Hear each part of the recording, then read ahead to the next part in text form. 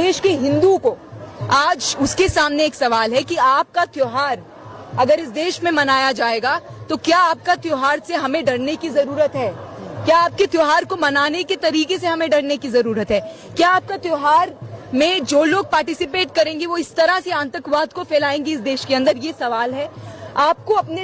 आपसे सवाल पूछना है और आपको ये पूछना है कि आप अपने बच्चों को क्या इस तरह की तालीम देना चाहते हैं? आप इस तरह के देश में रखना चाहते हैं जिनके लिए राम के नाम पे किसी की मस्जिद को खंडित करके उस पे भगवा तिरंगा लगाना है, या किसी को गंदे इशारे करके मुसलमान जो उसके घर के पड़ोस में रहता है उसकी दुकानें जला के आप अपने त्योहार को मनाना चाहते हैं? तो क्या ये अगर आपके लिए भारत की संस्कृति है तो मुझे आपसे कुछ नहीं कह रहा। मैं न्यायपालिका से बस पूछना चाहूंगी कि वो अभी क्या कर रही है। लोगों को बढ़ावा कहाँ से मिल रहा है? क्यों इतना हिम्मत हो रही है? बढ़ावा इसलिए मिल रहा है क्योंकि अगर आप कल को आपका डेमोक्रेटिक नेशन है, अगर आपका रूल ऑफ लॉ है तो कोर्ट तुरंत कॉग्निसेंस ले सकता था। कोर्ट ने तो नहीं लिया। कोर्ट पूछ सकता था प्रशासन से कि आपकी इस जिले के अंदर, कारगोन के अंदर, मध्य प्रदेश के अंदर कोई मस्जिद पे कैसे चढ़ गया, उस पूरे एरिया के अंदर इतना टेरर कहां से हो गया। रामनवमी की जो जुलूस है पहले भी मार्च निकलती थी, लेकिन ये क्या है कि इतने प्लान तरीके से देश के 5 जगहों के अंदर, 5 स्टेट के अंदर वहां पर ये डिक्लेयर कर दिया गया है कि अब तो पूरा प्रशासन चुपचाप बैठा रहेगा। और कितना सारा वीडियो सामने आया है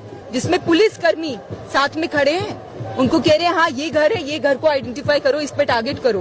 तो ये तो साफ है कि ये प्लान्ड है।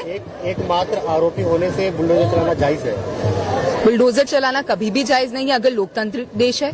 अगर लोकतांत्रिक देश नहीं है तो आप फिर जो मर्जी करिए, लेकिन आप पहले बता दीजिए। आप खुद ही डिसाइड नहीं कर सकते ना कि ये पनिशमेंट मैं इसको दूंगा या यही जो है ये एक्यूज है। और ये एक पूरा ट्रेंड है, जो विक्टिम है उसको कैसे एक्यूज बना देना, ये हम लोग देखते आ रहे हैं सदियों से। इस देश में इसी तरह से न्याय को दिया जाता है, यही जस्टिस करने का तरीका है उनके लिए। बट मैं फिर से यही कहना चाहूंगी, क्या आप इस तरह के देश में रहना चाहते हैं और तालीम देना चाहते हैं अपने बच्चों को, जहाँ पे सिर्फ और सिर्फ हिंसा पढ़ाई जाए, सिर्फ और सिर्फ हिंसा उनको दिखे और कल को वही कत्लेआम कर दे, वही कातिल बन जाए, उनके ही हाथ खून से रंगे जाएं, किसी अपने के, किसी ऐसे के जो हमारे खुद का पड़ोसी था, सिर्फ इसलिए क्योंकि टीवी चैनल को चला के मैंने देखा और उसने कहा कि आप सारे लोग आप खतरे में हैं, तो मैंने जाके उसकी दुकान चला दी। और ये अगर कोई कर रहा है तो इसमें कानून प्रशासन जो है हमारा, उसने उसके ऊपर एफआईआर करने की बजाय उसने एफआईआर उसके ऊपर की जिसकी दुकान जली, जिसका लाइवलीहुड छीना गया। मूवी आने के बाद जो है काफी ज्यादा देखा गया कि माहौल कहीं न कहीं खराब हुआ है। कश्मीर फाइल्स मूवी जो है, आप किसी एक कम्युनिटी की पीड़ को, पेन को यूज करके अगर आप एक दहशत का माहौल बनाना चाह रहे हैं देश में, तो आपकी मौजूदा हुकूमत है, मौजूदा सरकारें हैं, आरएसएस है, जो उसको बार बार ये चीज, मीडिया है जो बार बार इस चीज को दिखा रहा है, जो आपका पूरा मेन स्ट्रीम मीडिया जो रोज न्यूज चैनल्स में बोलता रहता है कि हिंदू खतरे में है। आप किसी हिंदू से पूछिए तो वो खतरे में नहीं है। वो खतरे में किस चीज से है? कि उसके पास रोजगार नहीं है, उसके पास नौकरी नहीं है, उसके पास पढ़ने के लिए पैसा नहीं है कि यूनिवर्सिटी में जाके पढ़े।